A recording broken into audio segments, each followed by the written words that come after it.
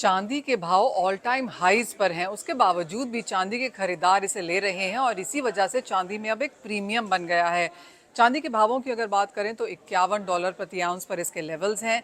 इस साल में अब तक 72% की तेज़ी हम देख चुके हैं।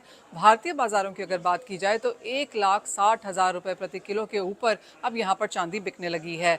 अगर भारतीय बाजारों में देखें तो यहाँ पर जो चांदी का प्रीमियम है रिकॉर्ड हाइज के ऊपर, वो 5 से 10% के बीच में फ्लक्चुएट कर रहा है। वो इसलिए है क्योंकि नया पैसा, बड़ा पैसा और जो लोग चांदी यहाँ तक अब तक नहीं ले पाए हैं वो भी अब इस मार्केट में आ रहे हैं। इसके लिए चांदी की मांग यहाँ पर बहुत ज़्यादा बढ़ गई है। तो ये जो नया एसेट एलोकेशन रीसेट है, जहाँ पर लोग अपने पोर्टफोलियो में चांदी को इंक्लूड करना चाहते हैं, इसलिए वो यहाँ पर कुछ तोड़ बदल कर रहे हैं। जब तक ये पूरा ख़त्म नहीं हो जाता तब तक ये माना जा रहा है कि चांदी के भावों में वॉलेटिलिटी और ये तेज़ी ऐसे ही बरकरार रहेगी। चांदी के प्राइसेस, सभी लोग यहाँ पर एज ऑफ नाउ चांदी लेना चाहते हैं और अगर हम यहाँ पर एज ऑफ नाउ मार्केट्स में देखें तो चांदी के स्पॉट प्राइसेस ज़्यादा हाई हैं, फ्यूचर्स में प्राइसेस यहाँ पर थोड़े से कमज़ोर हैं।